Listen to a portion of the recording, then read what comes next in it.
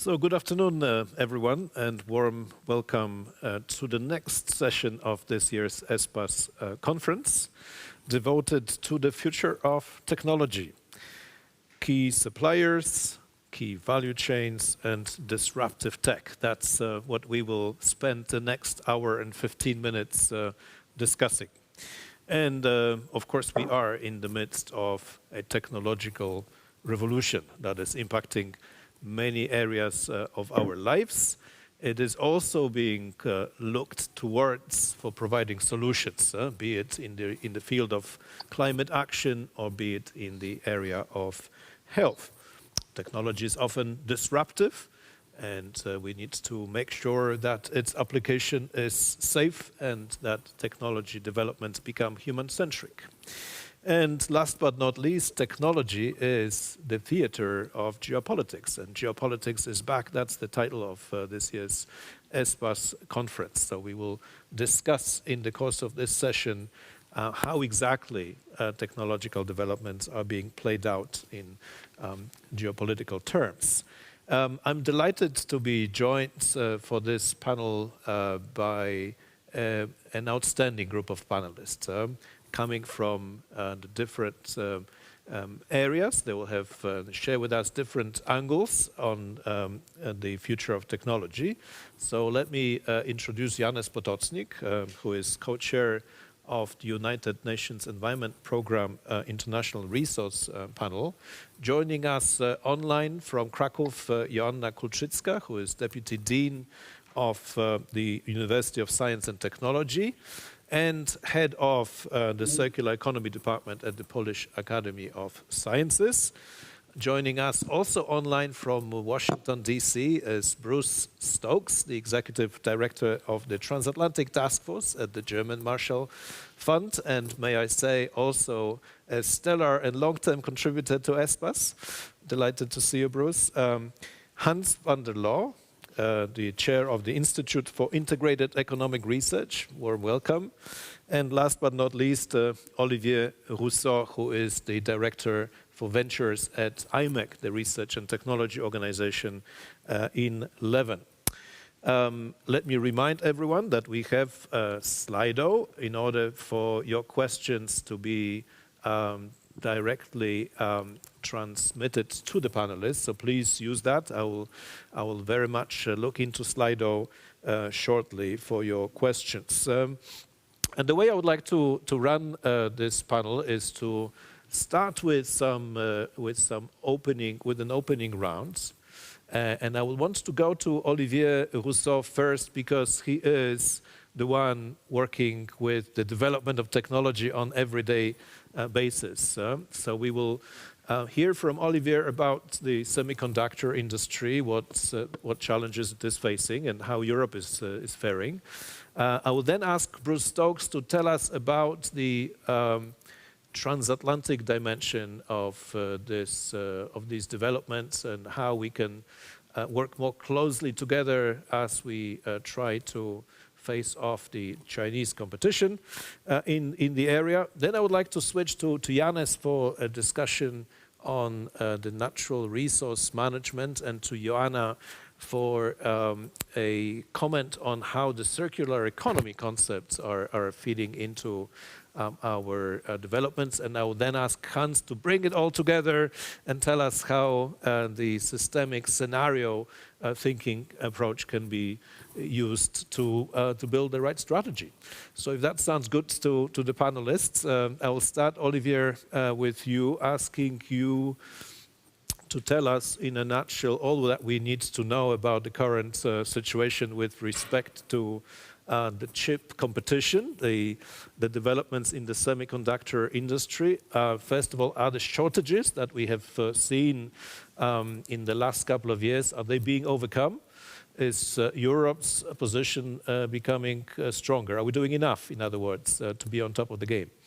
Yeah, thanks, Pavel, and thanks for having me here as well. Indeed, I think the reason why I'm here is a sign that the strategic importance of chips and semiconductors for countries, for nations, for continents is increasingly recognized, and indeed the recognition has come recently to the greater public by the shortages we have faced in semiconductor supply after the pandemic, when the demand for semiconductors picked up drastically. What people came to realize at the moment is that for long, semiconductors had been impactful primarily in the ICT sector, the sector of information and communication technology, which is driving the computers, the phones, the screens, and the telecommunication media. But what's happening increasingly, that's the deep tech revolution that we see popping up in about every single vertical of our economy, is that those semiconductors and those fundamental technologies are drastically reshaping the way we consume things, we produce things, we operate things. A Tesla car is something very different from a GM or Ford car. It is based on electric batteries, electric motors, sensors that look around. If you want to make it autonomously driving, you need to understand what's around you and have a supercomputer, a board that can take the driving decisions on your behalf. In life science, the same thing is happening, where semiconductors are becoming increasingly important, and in our belief, this is just the start of it. So what happened with the pandemic? The semiconductors industry is a quite specialized, quite complex one, and in the past, what you see is that players did progressively specialize. So some companies became specialists of making systems, phones, televisions. Some companies became specialists in designing chips, and some became specialists in producing chips at scale. So manufacturing the little devices that are at the heart of every single electronic device that we have. And it happened to be that the most successful region on Earth to develop that capability, that industrial capability, was Asia, which at the start of the pandemic was hosting 80% of the global semiconductor production capacity of the entire globe. So what happened with the pandemics? Indeed, the consumption patterns of the people changed in an unexpected fashion, and the demand for semiconductors has surged beyond any forecast that had been there. So we were faced with a shortage, and people started to realize what it meant to run out of semiconductors. Some car manufacturers had to stop production because they did not have the electronic components to put at the heart of the car. So they were able to make the tires and the engines and the paint and the seats and everything that you think you need for a car, but they no longer had access to the chips, and they had to simply stop production, leading to the most drastic recession that the car industry has ever seen since, probably the 70s or something in that style. So people, the great public, the politicians came to the realization that our economy heavily depends on those chips for a number of strategic functions. People become also aware of the growing importance of AI, and AI indeed is run on the most advanced semiconductors that you can think about. If you don't control that, you don't control your fate. And so that's an example where Europe and other countries have taken drastic action to correct the situation we have. Can you tell us, Olivier, before we go into the future, how was it possible that we became so dependent on Asia? I mean, didn't we see it coming, that at some point this would turn into overdependence? So if you are in the industry, a decade ago we were living in a context where, okay, China was on the rise, but we were in a global planet where, one humanity, one integrated supply chain, people focusing on the things they're good at, and integrated distributed supply chains. Manufacturing a semiconductor is something extremely complex. You need factories that are worth billions and billions of investment, but also know-how that it's really hard to replicate. And so it is quite natural that you have a specialization on that vertical. And Asia was successful in implementing that. It was known and recognized, and if you asked me 5 or 10 years ago what would happen if you cut the line to Taiwan, the answer would be that's not going to happen. Well, it can happen. It did happen. And then what is known in the industry becomes apparent to the greater public. We are in a strategic dependence situation versus an external country. And the title of the panel today is Geopolitics is back. It is back, and it was not expected. So what happened when we were confronted with that reality? There has been a strong public response and a fast public response to that fact, which is starting to bear fruit. So we had, the Commission took the decision to promote what we call the European Chip Act. The United States have done the same thing. Japan has done the same thing. this is in fact public authorities releasing massive amounts of money to invest in semiconductor production capacity. So the Commission, in close cooperation with the member states, has decided that tens of billions of euros would be set available to invest in partnership with private companies to develop the semiconductor production capacity of Europe. Before the pandemic, we were below 5% of the total production capacity. The ambition of the Commission is to bring us above 20% of the global capacity in a growing market, which means that you need to multiply your capacity by a factor, not 10, but 8, 8.5, something like that. So the plan has been announced about a year ago now, and it's starting to bear fruit. So we do not yet have the production capacity implemented. It will take years before it's in place, but the investment plans have been announced already. You have Intel, which is going to invest in a 5 billion euros plant in Germany with the help of the Commission and of the German government. You have Global Foundries, which will do the same in France in collaboration with ST Microelectronics, one of the European giants in the sector, with the support of the French government and the Commission. So plans are being taken to redeploy and to rebalance the supply chain for semiconductors, such that indeed regions, countries, continents are in a position of power in that industry, something which was not seen as required in the past, but which is clearly required if you want to preserve your industrial sovereignty.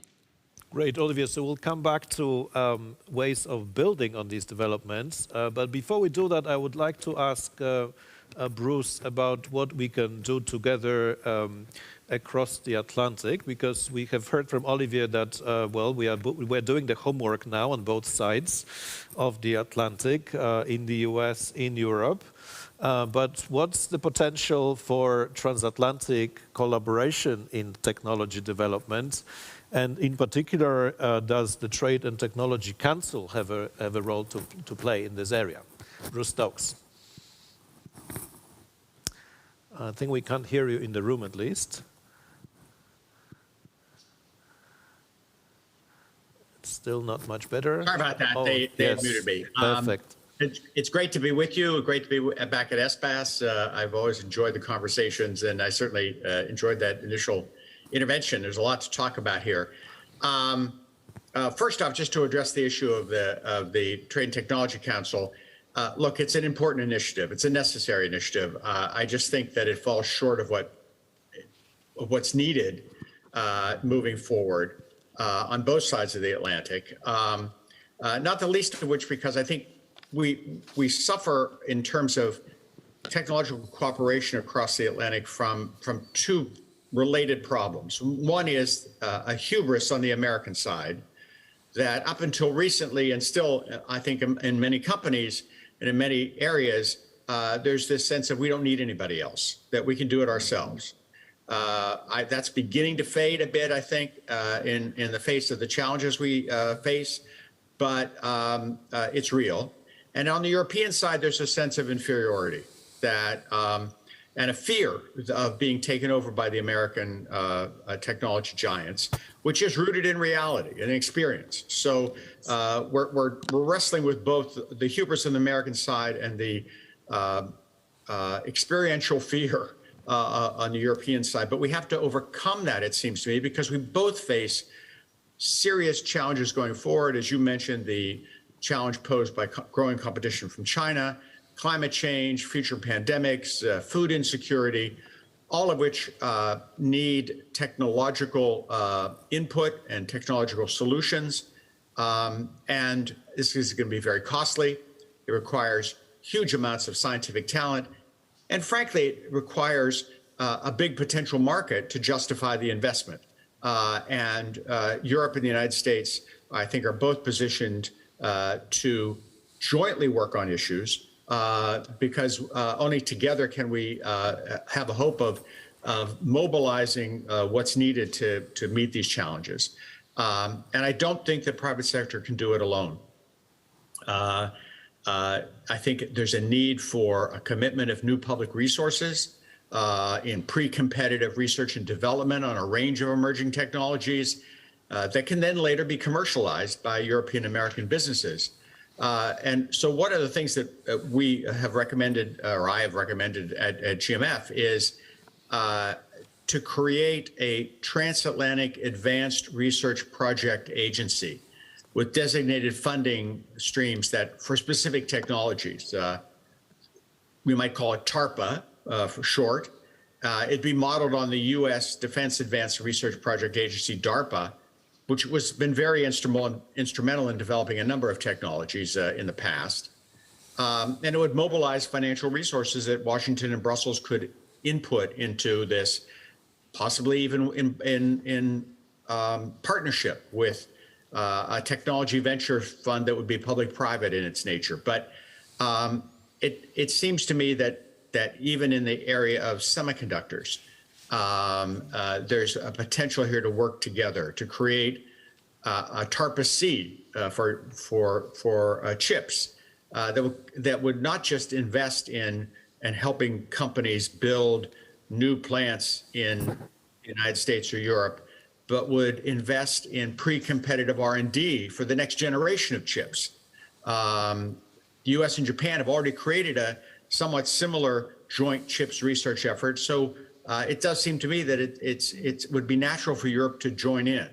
At the same time, something that I think goes unrecognized is that the testing of these new chip designs is horrendously expensive in itself.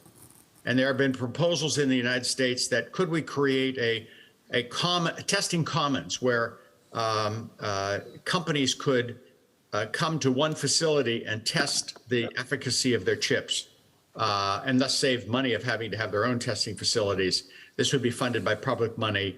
A number of American universities are pushing for this idea. The chief scientist at the Air Force is pushing this idea.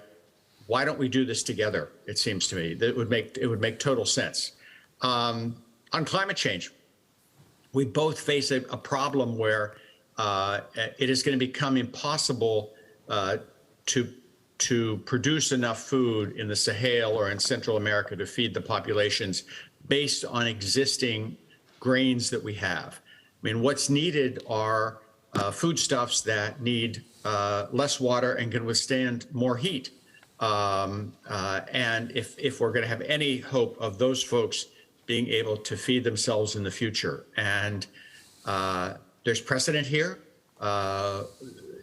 We did extensive research in the 1950s and 60s, developing miracle wheat and miracle rice, which saved millions and millions of lives as a result, because we were able to produce more food on the same land with the same resources.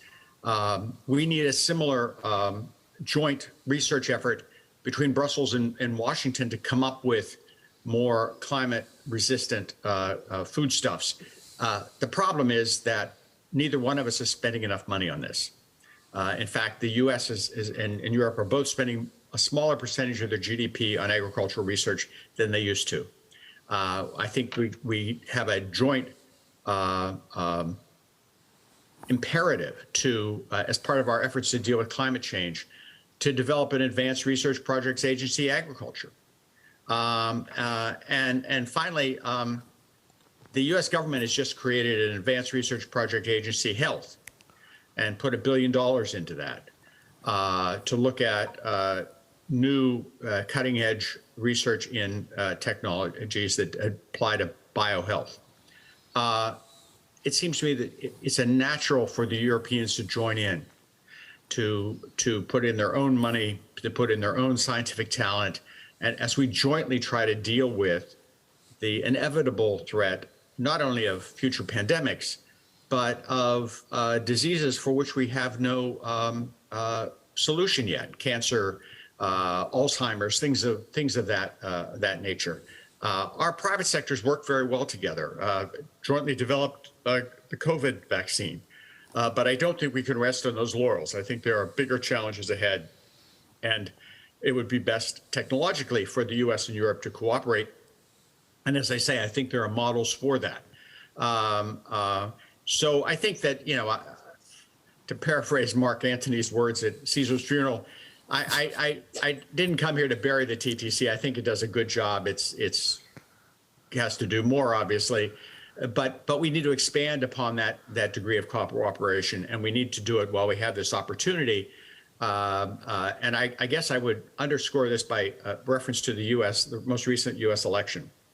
The big winner of that election was Joe Biden and the transatlantic relationship, because he will be stronger coming out of this election, and he is committed to the transatlantic relationship. We need to build on that in the technological sphere to lay some groundwork and create some superstructure on technological cooperation that could weather any future storms in our relationship. So thank you. Great. Thank you so much, Bruce. That was super interesting and very concrete also with the TARPA idea and with the call that you made for putting resources jointly together at pre-competitive development in particular. I mean, there's definitely much value in this, and we will come back to this idea shortly. But I would like to now go to Yannis with a question about the strategic implications of the Green Deal implementation. That's really what I would love to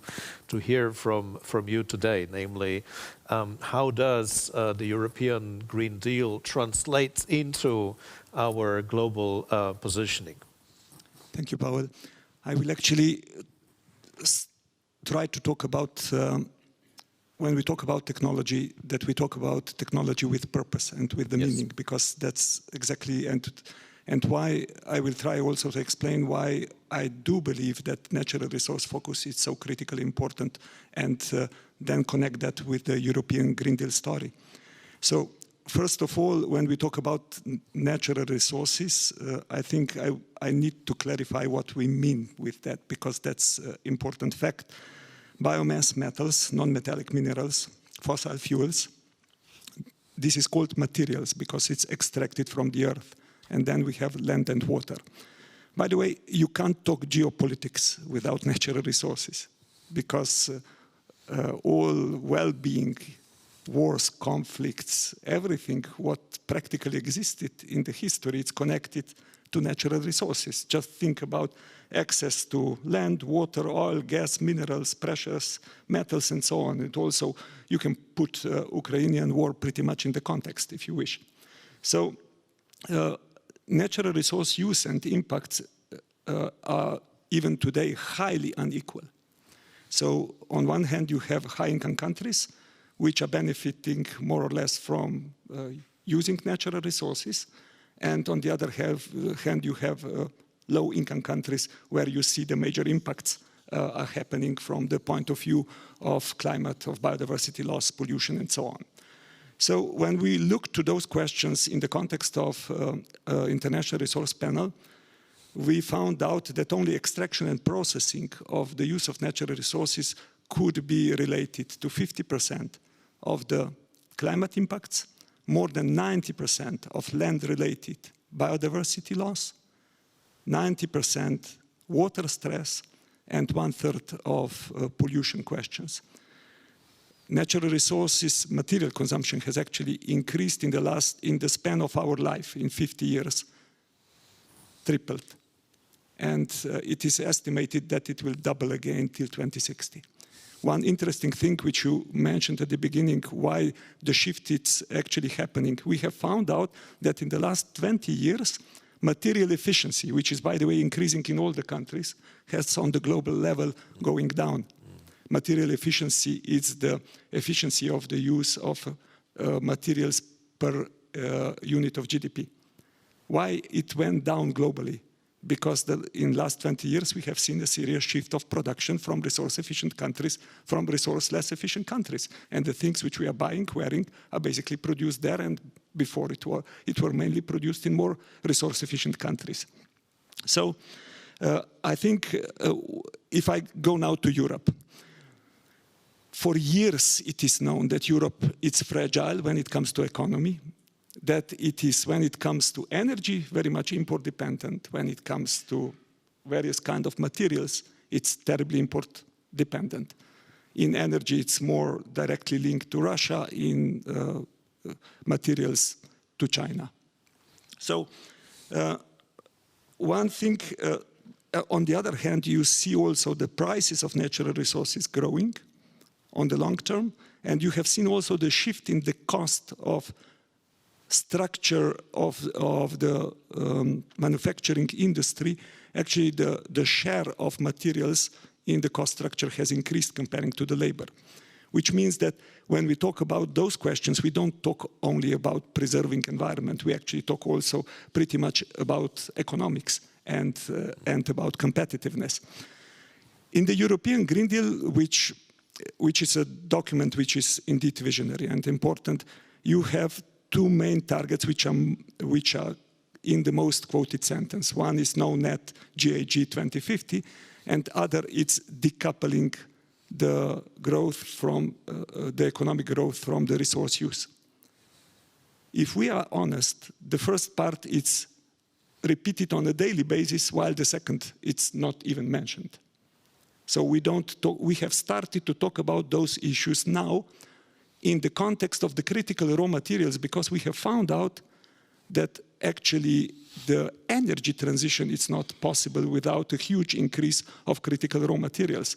But let me be clear, it is not only about critical raw materials, it's about all materials. And if we will again do the same mistake and refocus on what is in immediate need, instead we would really try to reorganize ourselves in a way that we use less resources, we will go to something which was nicely said, a charming mass suicide. So when we analyzed the Green Deal from the optic, what are the core things that we would need to address, that we could implement it, we find that there are three major blind spots. One is lack of holistic system change logic and approach. We simply lack that.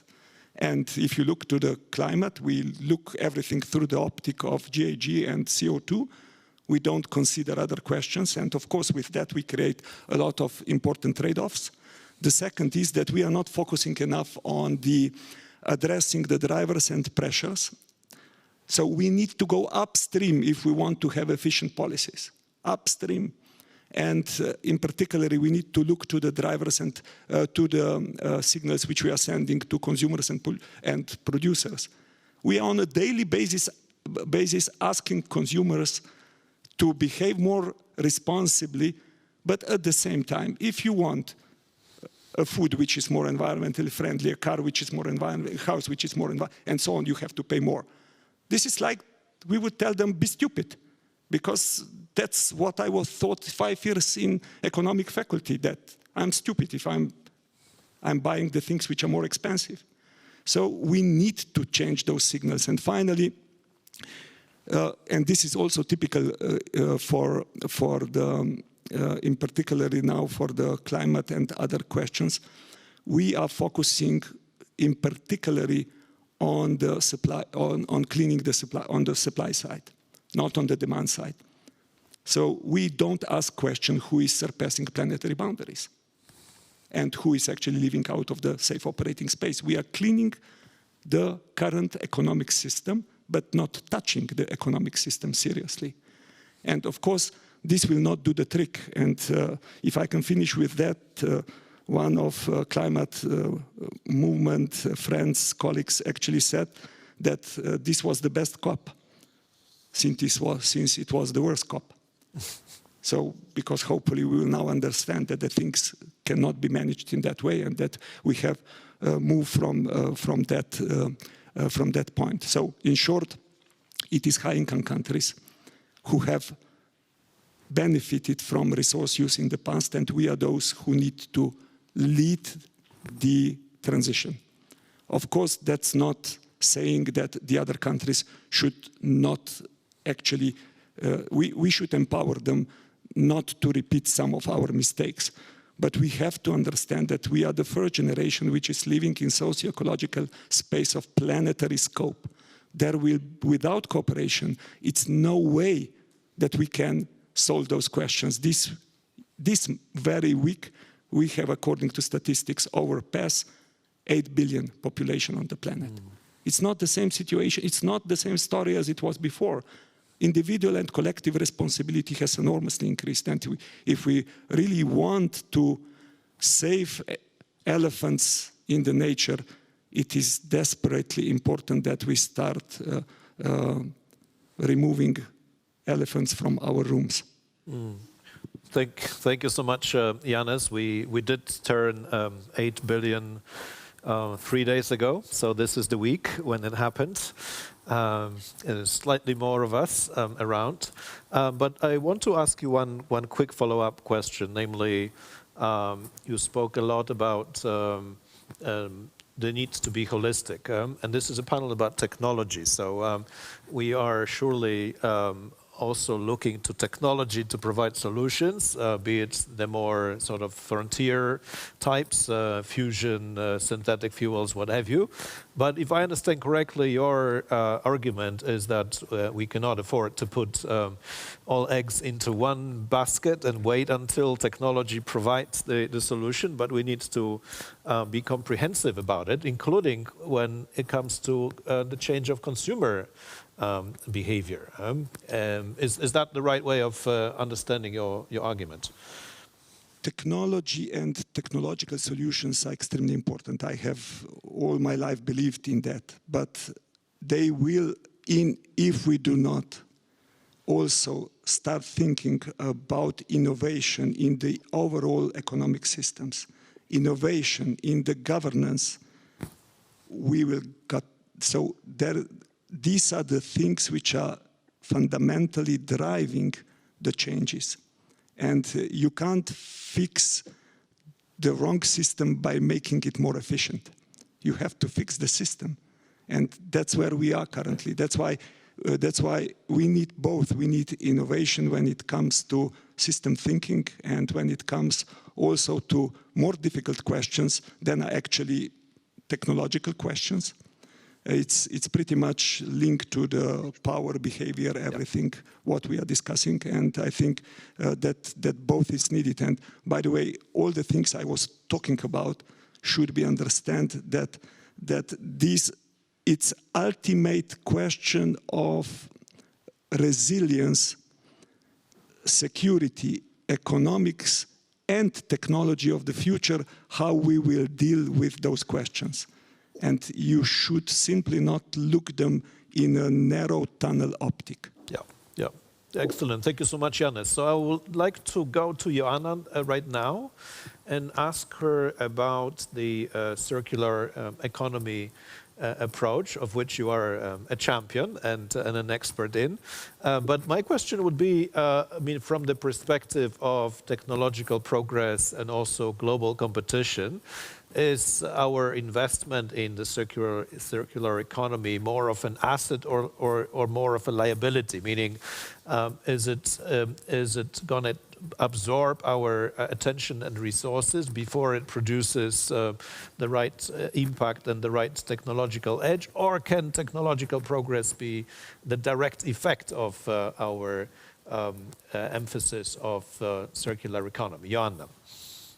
Thank you for this question. This is really the aspect that I hope that technology really push the technology innovation, push the innovation, but also the market is something which is, and people are really the important demand for this innovation. But first of all, I would like to draw attention also on the technology, but the technology which do not waste. So that's what was mentioned already. We focus about food and the holistic approach. So and the cooperation. So these three things probably, which when we look more holistic, we can have a closer cooperation and look through the material flow, how to do not waste the material. So when we have, and this is all about circular economy. So circular economy, it's really focusing on resource management and the proper resource management, not on waste, but such a management that we do not generate waste.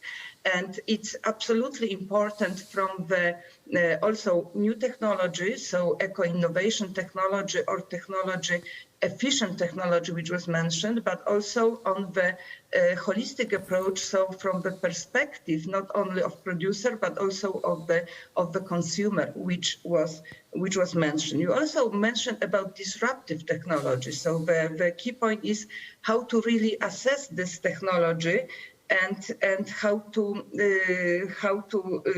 promote these technology which are environmental friendly. It's particularly important now when you were talking about the possible investment foreseen and a lot of program which now support different technology.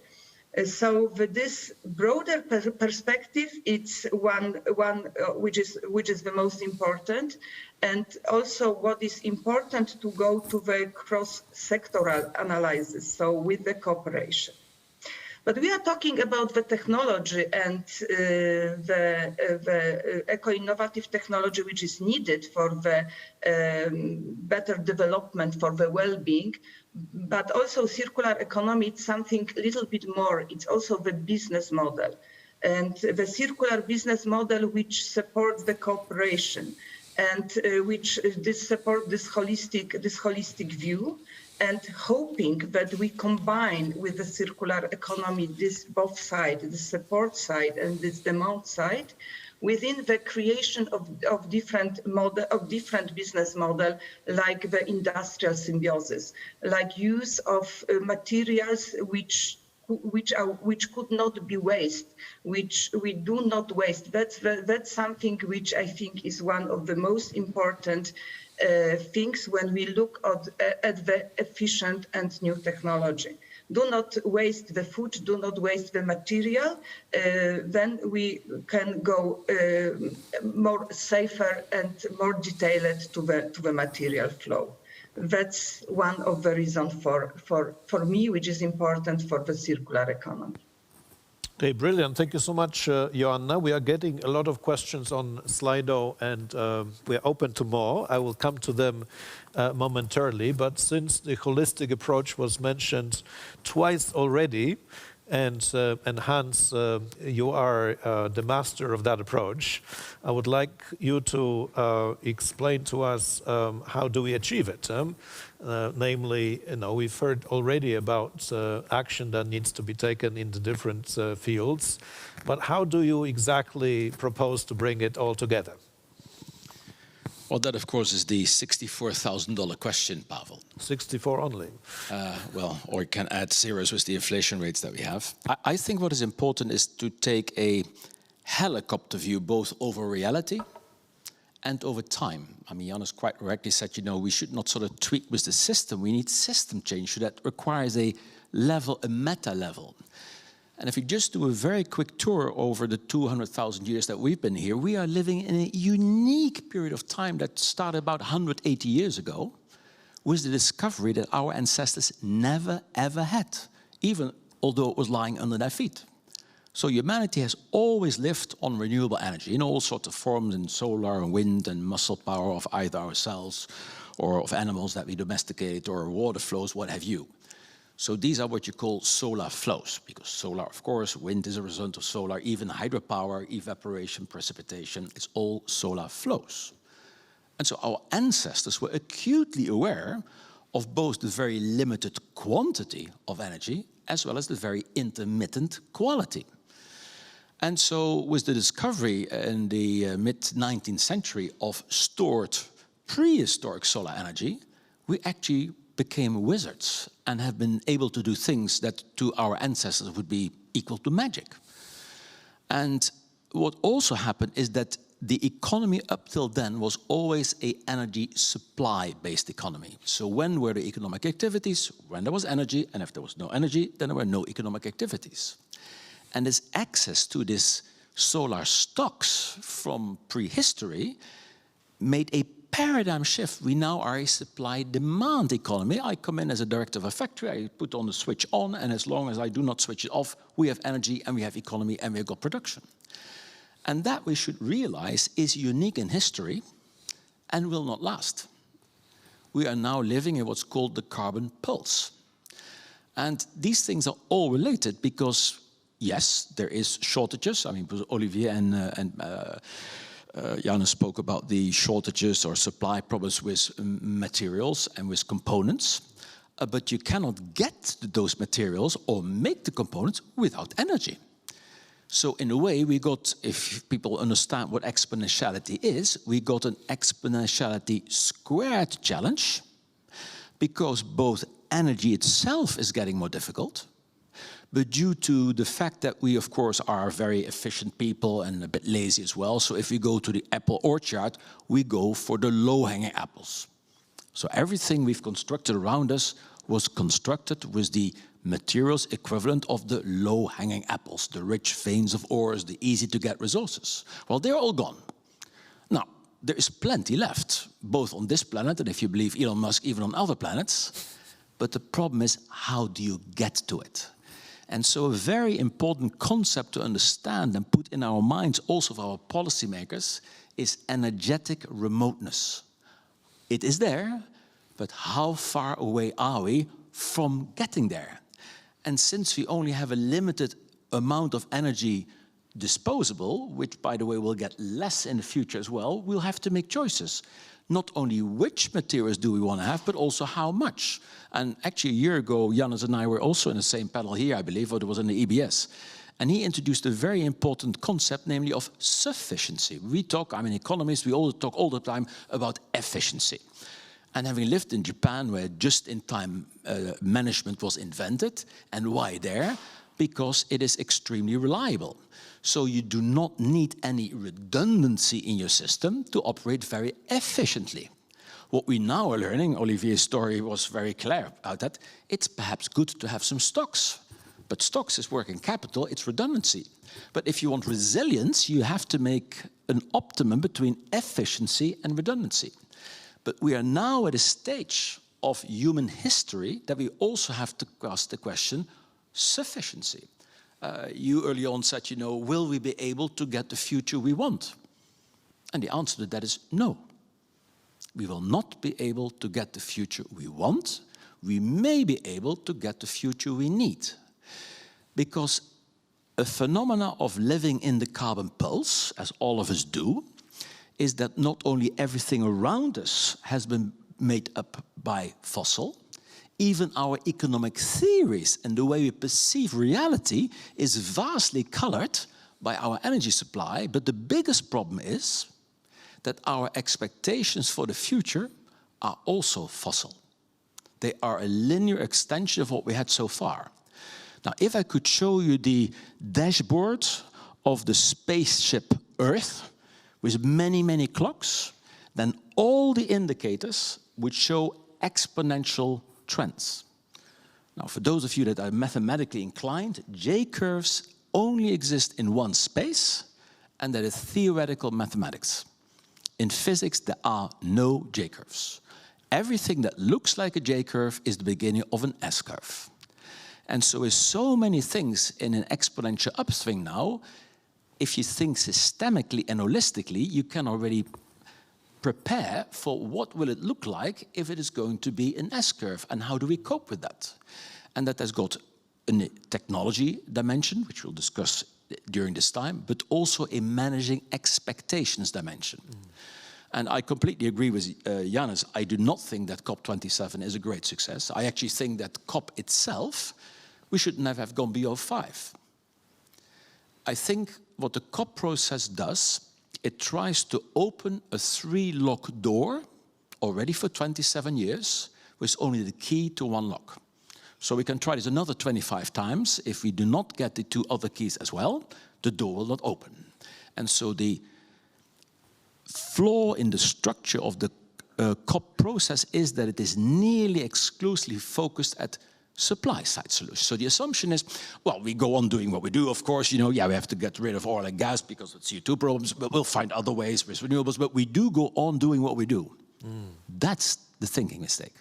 So they have to think about demand-side solutions and also nature-based solutions. And as long as they will not do that, it will be impossible to deliver on their remit, namely containing global climate change to 1.5 degrees, which, by the way, at this moment in time is a single-digit percentage. At COP21 in 2015, there was still a 30% probability that we could contain it to 2 degrees Celsius. 1.5 was then already a single digit, but now even the 2 degrees Celsius has become a single digit. Yeah. Let me just close here, but I hope that elucidates a little bit the helicopter view over both reality and over time. Thank you very much, Hans. And what you said goes really to the heart of sort of the ESPAS philosophy, namely foresight and anticipation. And I think you posed the question about expectations rightly, because yes, we seem to hope that technology will provide the fix to a number of things, but without necessarily changing our expectations of the future. I think that's, if I understand correctly, that is your argument, which goes back to what Janez said about consumer behavior. And it's true that not much has been done on the consumer front, to be totally honest. Partly because that's the way our politics is organized, that governments don't dare to enter into that field and explain to consumers that there are certain choices to be made and then behavior needs to change. So, but Janez, how much would measures such as greater transparency change, consumer attitudes? We'll give you just one example, which is actually continuing and going exactly on the question. It's continuing, Hans. So, the Glasgow breakthrough in the private car industry was, I'm pretty much quoting, that the electric car would be affordable, accessible to everybody in 2030. That's climate convention, my dear friends. Yeah. So approach should be totally reverted, and then you connect that, and they are saying we need to clean steel industry for the production of steel which is needed for the cars, for example. So cleaning steel industry without asking the question for what that steel is used. If it's used for underutilized cars, for empty houses, it's just creating bubbles and not really contributing to the social prosperity. And you could go even one step further. You should ask, can we reorganize space in the cities? Can we connect spaces there differently so that in the first place we would need less need for mobility? So in the first place, you should not look anymore through the sectorial logic. Because if you look through sectorial logic, how many cars we are producing, how efficient we are, how we measure that in GDP, you are entirely missing the point. It's not about that. It's about human needs. And human need, it's mobility. And we should finally put economics back in function of humans instead the opposite. Because that's what we are currently doing. And that has all to do with everything what, Hans, you were saying. And I think these are core important points. And the next IRP report 24 will entirely refocus from sectors and sectorial logic to human needs, to nutrition, to housing, to mobility, to daily functional needs, to health. These are human needs. And if you identify those who are most resource intensive, then you know which is your focus if you want to deal with climate change, with biodiversity loss, and pollution simultaneously. Super, thank you so much. We have 25 minutes left, and I want to open up now for questions and comments. I can see one question in the room here, and I have several on Slido from the audience online. So if we could go to the question now, yes. Can you? Yeah, okay. Thank you very much. I'm Valérie Angelrasa from the Joint Research Center in the European Commission. So I have a question which relates more to what you mentioned before, how competitive we are on the global stage on technologies. Yep. So maybe my question is more addressed to Olivier Rousseau. So European University produce a lot of high-skilled researchers. A lot of them go abroad, including the US or Asia, maybe to look for better salaries, better opportunities to get financing, to launch startups, for example. What can we do in the EU to retain these talents, ultimately to remain competitive on the global stage in the field of technology? Perfect, thank you so much. And we actually have a related question on Slido, which I will read out. How about the lack of skilled workforce in the EU in the field of new technologies? How can we address it? How can we remain competitive? Olivier. Yeah, it's a great question. Thanks for asking it, because we indeed scratched on the surface on the fundamentals of semiconductors.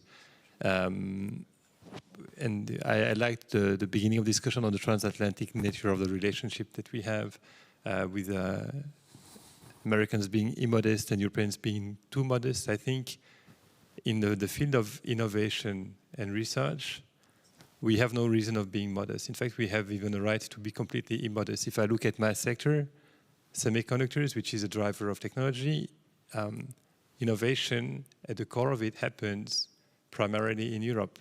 We have in Holland a company, ASML, which is the only one on earth capable of making the machines that make the chips. The roadmap of the semiconductors industry, I have the privilege to work for IMEC, who has been developing the transistors that are populating the devices on planet Earth since the 80s. We are the company making that. If you look at patents that we take at research, we have in fact a great landscape. We can always do better, we can have some more money, but Europe has a number of financing tools and is dedicating a part of its public finances to funding research, fundamental and applied research. Where we have been lagging for the past 20 years is something we are starting to fix. At least we are working on it at IMEC, but also others across Europe. The entrepreneurship, we were lagging behind. If you look at the landscape 20 years ago, the Valley was a fantastic place to be, where great ideas were turned into businesses, and Europe was a no man's land. That has changed. If you look today at the number of deals, the number of companies created per capita, we are not on par with the US, but we come extremely close. We come very close. If you look at the financing available for new startups, in the last 5 years, you see something that has been evolving, where the size of a seed round for a startup in Europe is becoming, it's not yet the same as it was in the US, but we had a tendency to start a venture with a fund, with a capital of 2 or 3 million euros. The norm now is moving more towards 8 to 10 million euros. In the US, it's probably 15 million euros. If you compensate for the change of cost of labor, cost of real estate, it's about the same means. So we are getting on par.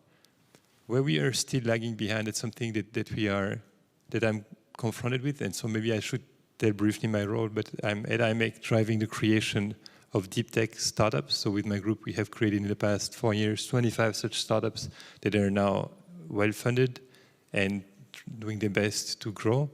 But where we see the next wave, so we started some 10 years ago with a major difficulty for Europe to turn ideas into companies.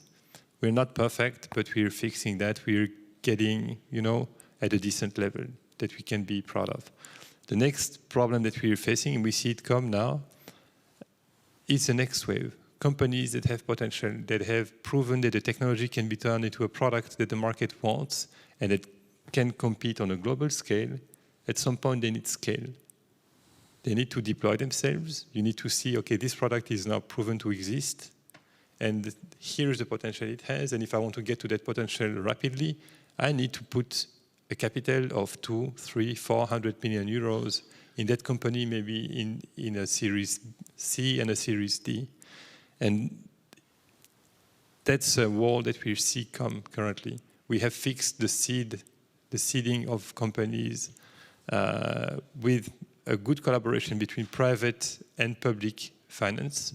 So we find the money to create those companies, but we see the better ones they will need, if they want to be really taking the place that they deserve and can take, they need to be bullish, they need to raise massive funds, and we have a gap in Europe.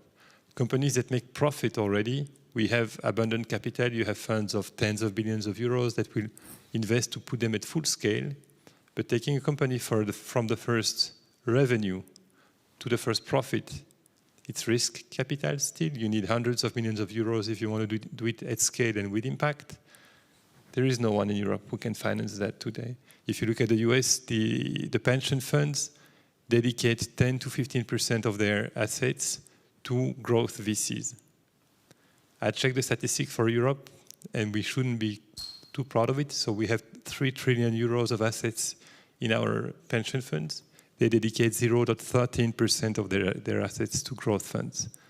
So if that was to move a little bit, it would have seismic consequences for the tech sector in Europe. And that's something that can be encouraged by public policies to avoid that wall. What we see come now is indeed a situation where the companies that are successful and that will raise money will need to depend on foreign capital. And oftentimes, foreign capital calls for foreign establishment of the company. So what we see happen is indeed US VCs or Chinese VCs are going to put some of the companies on steroids with the risk that they have to, move away from Europe. Super interesting, Oliver. And I would like to ask Bruce whether the TARPA idea, which you mentioned, this joint transatlantic fund or private-public partnership, would it go some way towards answering the needs which Olivier just outlined? And also, how would you see the interest on the side of US companies in an initiative like that? I mean, isn't access to capital, as just explained by Olivier, so much easier on the US side of the equation? Would TARPA be an attractive proposition also to US-based pre-competitive research? Well, I mean, it's interesting. 2 things I think need to be pointed out. One is, I mean, he was talking a bit about having a sufficient business ecosystem or infrastructure, companies that could take advantage of the products or the research that might be developed jointly. And that's a separate issue from the issue of whether there'd be some advantage to pre-competitive R&D funded by jointly by the public sector in both Europe and the United States. It's interesting, that idea first germinated in our task force, the GMF task force on the future of transatlantic relations, and it came from people at McKinsey, who obviously are close to business. It was echoed by some other folks we talked to in Silicon Valley. I wouldn't say it's a universally shared opinion by the high-tech sector, but I can tell you from decades of talking to these folks, 10 or 20 years ago, the idea that they needed to cooperate with Europe or the Japanese or whatever would have been just antithetical to them. We're Silicon Valley. We don't need to talk to anybody. We are the lords of the universe. So I think the threat posed by competition from China, which clearly is willing to spend whatever it takes to have it be at the cutting edge of emerging technologies, who now have a sufficient population of highly trained and very innovative scientists, and the potential future large market has at least begun to shift the attitudes in the U.S. business community about the need to find cooperative partners to work together with to then compete better with China. But I think that what we just talked about, which is, I mean, how do you get a sufficient number of European companies who are in a position to take advantage of this research, is a separate issue from the need to develop together the research and development issues and overcome the research and development issues that face emerging technology, and to get over this mindset that we can do it alone, or we should. I think my perception as an American of the European attitude has often been in the past, frankly, if we get in bed with the American technology companies, we're the ones who are going to be the losers. And I think there's history behind that, but I think that given the needs of the future, we need to overcome that. If I could make one other comment, though, about the other part of our conversation, which focused greatly on the need to rethink the economy in terms of the challenge of climate change in particular, but also resource depletion. A couple of things that people should know that Herman Daly, who was one of the founders of environmental economics, says, but I think it's an honor to him that we're having this conversation now, the thrust of this conversation, in part because I can tell you, as one of the founders of World Watch Institute, which was really the first environmental think tank created in Washington after the limits to growth debate began.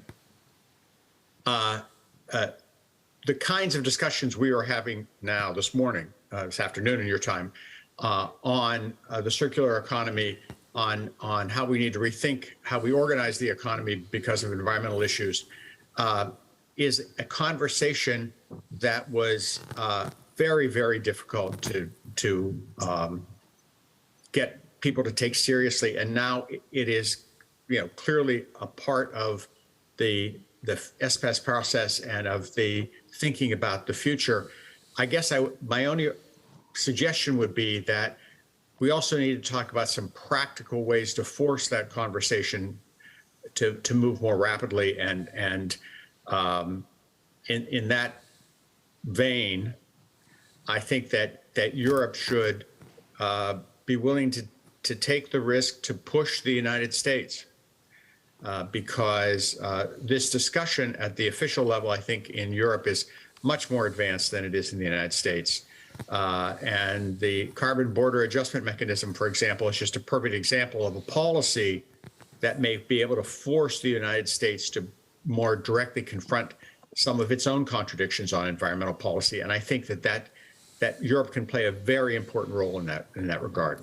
Thank you, Bruce. That's a super important comment, and that we will definitely take away from this discussion. I have a related question on Slido, which I would like to ask to Janez, Hans, and Joanna. And you can take it literally, or you can you can make a broader take on this.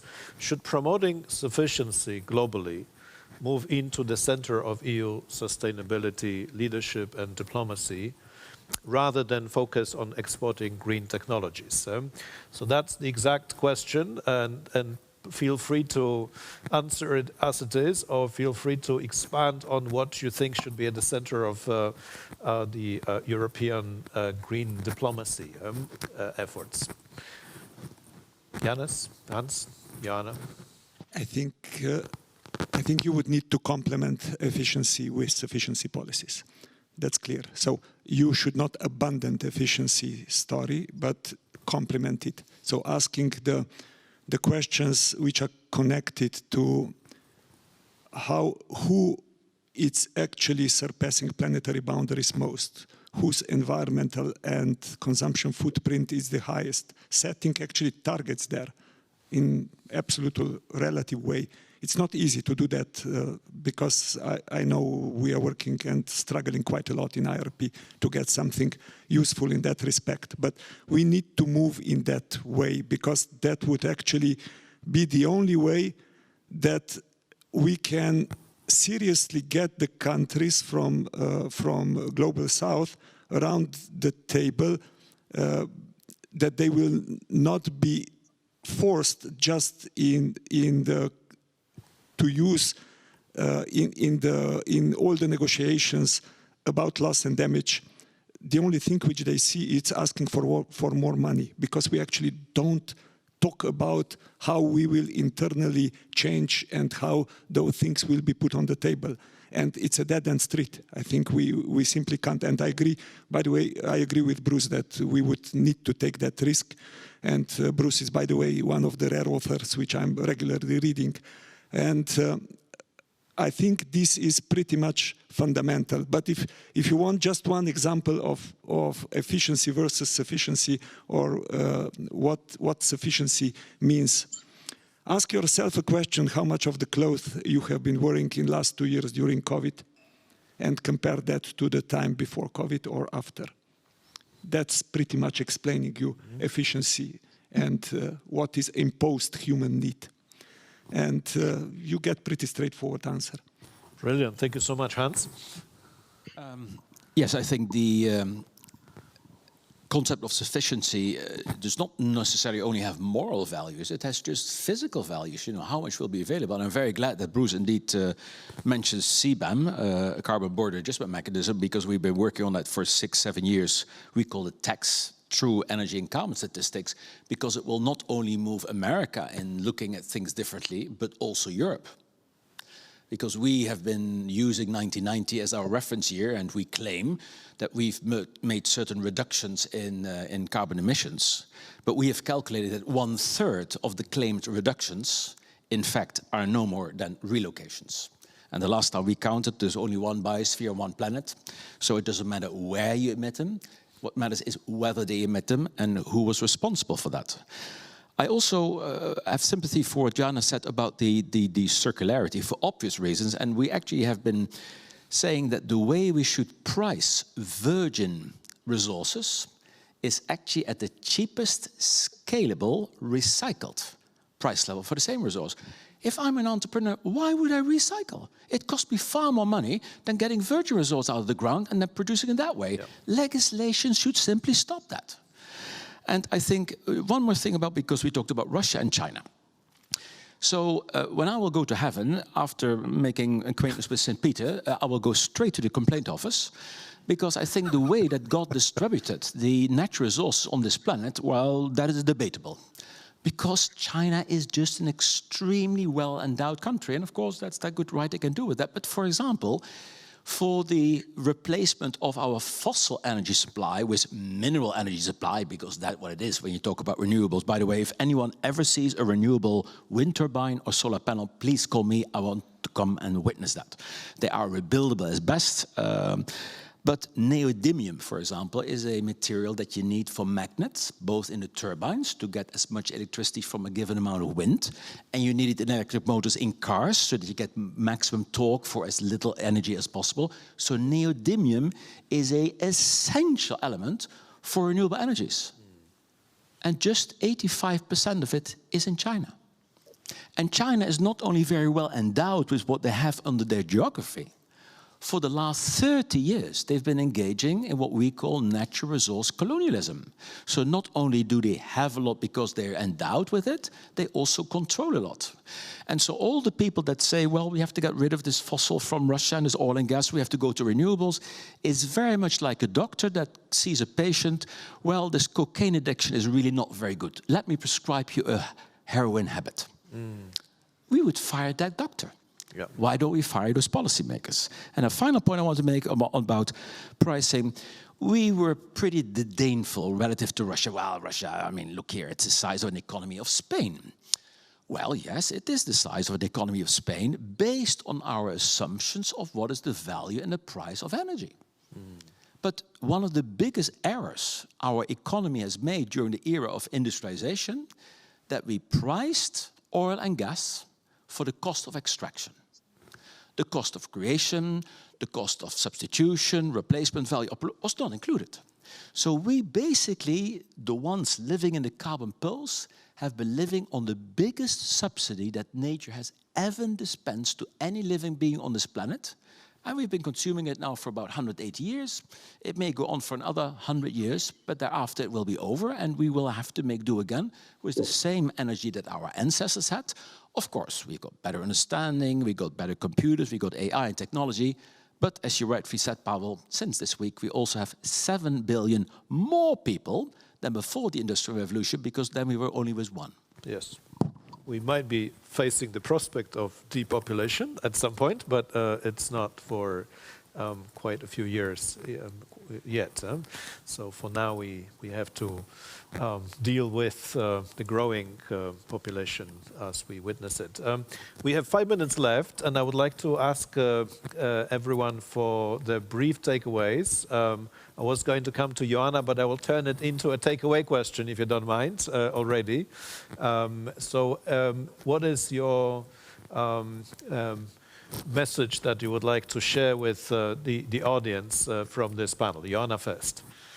I would like to mention about the sufficiency and efficiency about these critical raw materials. So to combine all this discussion with the science, as I'm working at the university, I would like really to say that it's quite important to go to the eco-design and to this disruptive technology or this basic technology, and really to focus when we develop the technology not only on the best technological solution, but also to look at the functionality, at the availability of materials, and then to have a wider indicators for the assessment of the technology. Of course, with the disruptive technology and especially fundamental technology, there is a risk, but we still looking more narrow through the technological efficiency, and really work with also with the science to go much more wider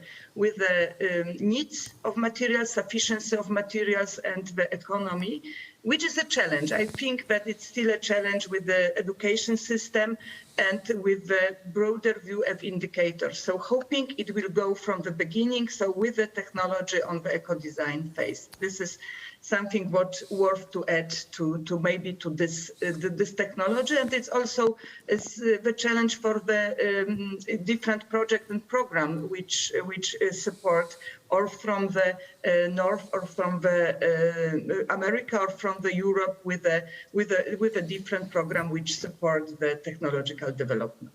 Great, thank you so much. Now we have a question on whether the EU should define the minimum tech autonomy. That's a question on Slido. And Olivier, if you could use your 60 seconds now to answer this question. Should the EU define minimum tech autonomy?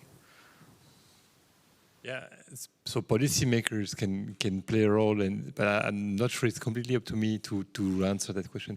There's one comment I wanted to make, though. Make your comment then, 60 seconds anyway. We've had two conversations next to each other here, one on technology, one on climate and finite resources. Yeah. I have a lot of respect for what I've heard on finite resources. A great scientist once said, you don't solve problems by applying the very same logic that created those problems. And I completely support that. So I think there's something flawed with the system, and we need to look at the flaw, and probably the flaw is in the economics of what we do.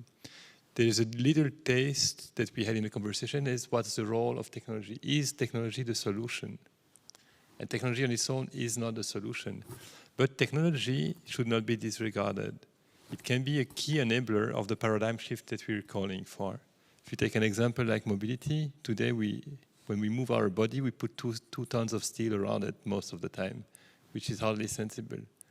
And you can do something about it if you change the technology by putting a car which is not a car of 2 tons, but something which weighs 100 kilograms, which is self-driving, which would take your body from point A to point B, then move somewhere else and be used by someone else, thanks to the AI that will drive it, and thanks to the whichever source of energy you might find to put into it, which will be drastically reduced into use.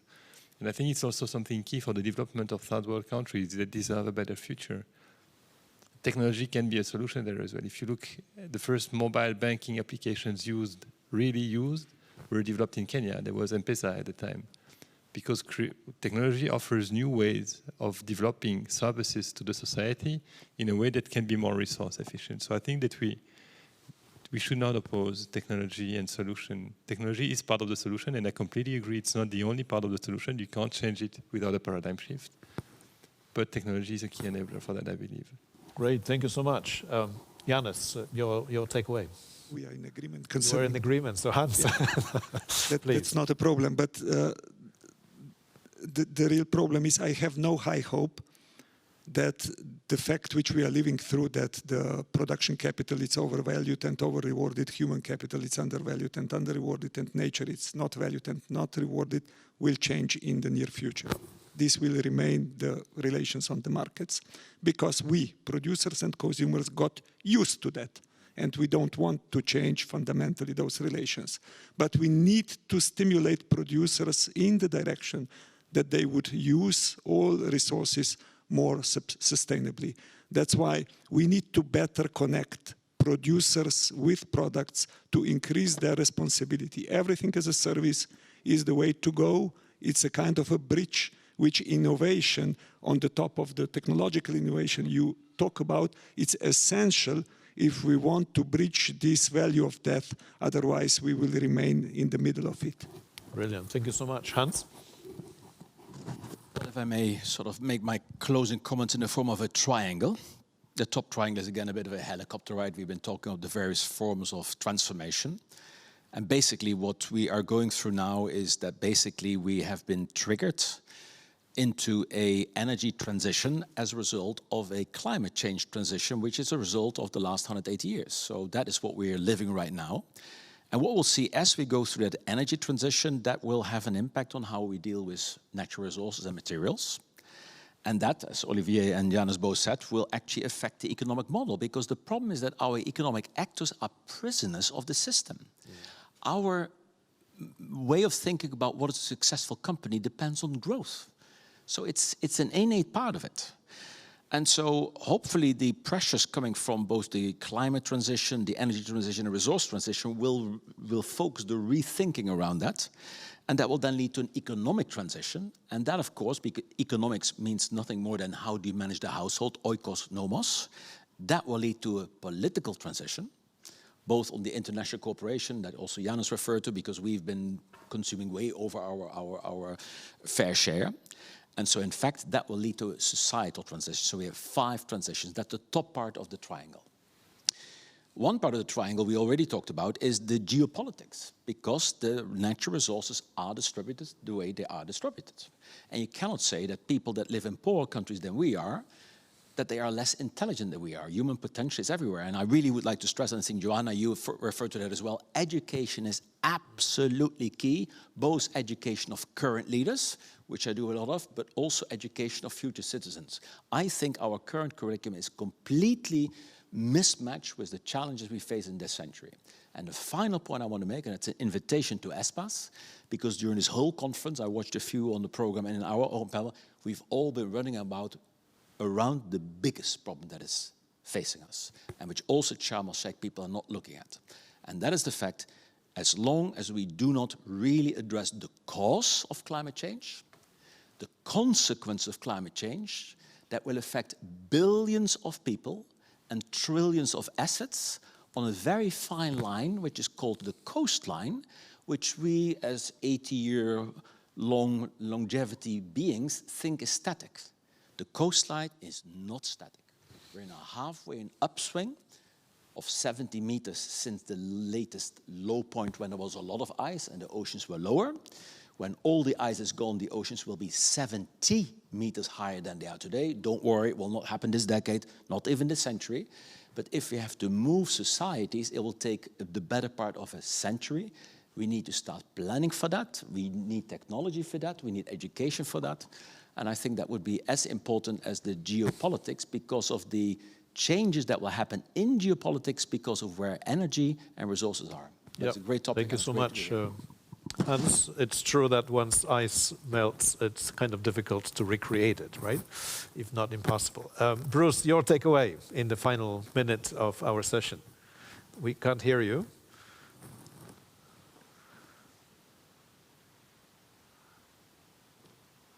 Very briefly, it's so heartening to hear the tenor of this conversation, because I can tell our listeners that 50 years ago, you could not have found this many people who actually had thought through so many of these issues.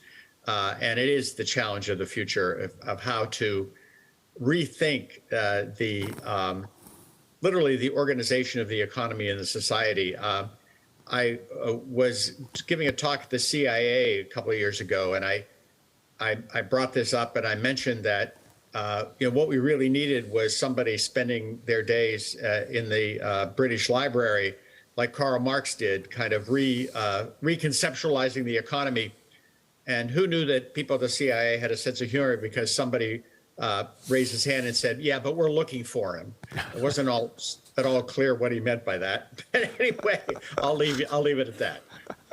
Brilliant. Thank you so much, Bruce. That takes us to the end of our session. And I have to say this was a very ESPAS-ish session. Namely, we addressed the question of technology and technological developments, but we put it in a much broader context of the societal challenges, foresight, anticipation, and all that comes with it.